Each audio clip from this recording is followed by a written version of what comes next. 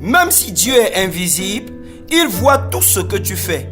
Considère donc toutes tes actions comme un cadeau que tu remets directement dans sa main et tu auras ta récompense.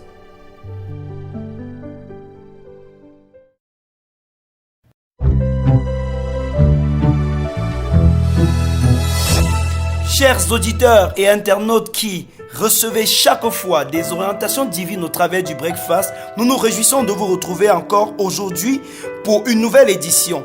Et le thème que nous allons aborder, c'est 2 raisons de prendre au sérieux tout ce que vous faites.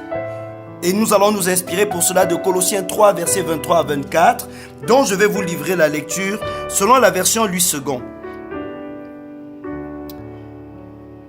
Tout ce que vous faites, faites-le de bon cœur, comme pour le Seigneur et non pour les hommes, sachant que vous recevrez du Seigneur l'héritage pour récompense. Servez Christ, le Seigneur. Amen. Quel que soit ce que vous faites, ne vous limitez pas juste d'accomplir des tâches. Même si vous n'êtes pas content de comment vous traitent les personnes, ne faites rien avec négligence. Colossiens 3, versets 23 à 24 nous donne 2 raisons pour lesquelles vous et moi sommes obligés de prendre au sérieux tout ce que nous faisons. Premièrement, c'est pour le Seigneur que nous le faisons. Même si les hommes apparaissent comme les bénéficiaires de ce que nous faisons, c'est Dieu qui en est le véritable destinataire. Vous servez Dieu au travers des hommes. Le fait que Dieu soit invisible fait que les hommes l'oublient facilement et considèrent plutôt ce que les gens pensent ou disent d'eux. Mais Dieu est pourtant là et il dit que c'est d'abord pour lui que vous faites toutes choses. Vos tâches ménagères, vos fonctions en entreprise, vos études, votre commerce, les objets d'art que vous fabriquez et bien d'autres choses que vous faites, c'est pour Dieu que vous les réalisez. Déployez-vous donc en toutes choses comme sous le regard de Dieu.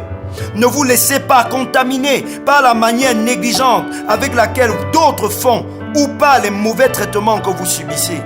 Faites de chaque tâche accomplie un cadeau offert au roi des rois. En toutes choses, posez-vous la question, Dieu peut-il accepter cette action comme un cadeau? Est-ce que la qualité de ce que je suis en train de faire reflète l'excellence de celui pour qui je le fais?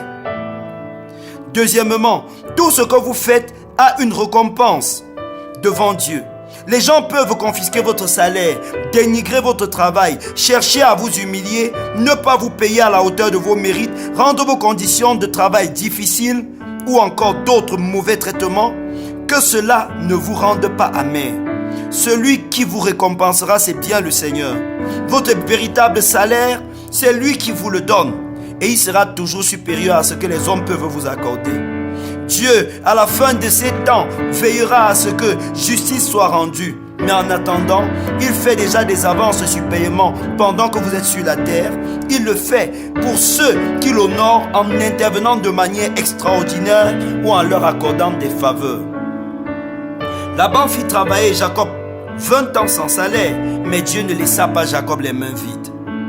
Il n'oublia pas les années de service gratuit de Joseph en prison. Il continua à verser le salaire de David à Salomon et à tous ses descendants.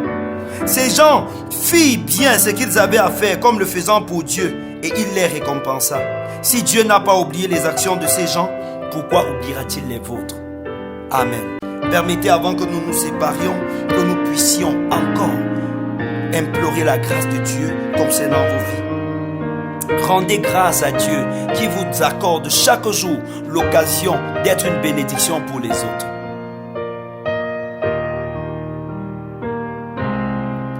Demandez à Dieu de vous guérir de tous les mauvais traitements que vous avez pu subir à l'endroit où vous travaillez, que ce soit dans une entreprise ou au marché ou même à la maison.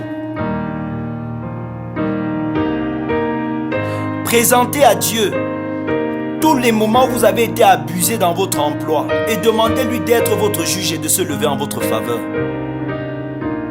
Que les blocages sur votre rémunération, les attaques sur votre salaire, que le Seigneur lui-même s'en charge pour que vous receviez ce qui vous est dû au nom de Jésus. Proclamez devant le trône de Dieu que vous êtes son serviteur dans ce que vous êtes en train de faire, que vous ne le faites pas pour quelqu'un d'autre et que vous attendez de lui sa rémunération. Père, dans le nom de Jésus, je prie que tu sois le rémunérateur de cet homme ou de cette femme qui m'écoute ce matin. Je prie au nom puissant de Jésus que ta main se lève pour rendre justice en sa faveur.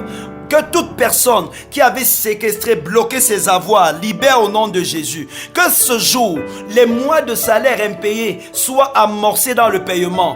Que ce jour, toute personne qui avait retenu l'argent des marchandises qu'il avait déposé ou l'argent des services qu'il avait rendus, aujourd'hui se penche sur son cas et paye effectivement. Au nom de Jésus, tu guéris la personne de toute amertume, tu la guéris de tout stress et tu interviens pour bénir la personne financièrement au nom de Jésus. Mais merci Père d'étendre ta main et de rendre justice dans le nom béni de Jésus.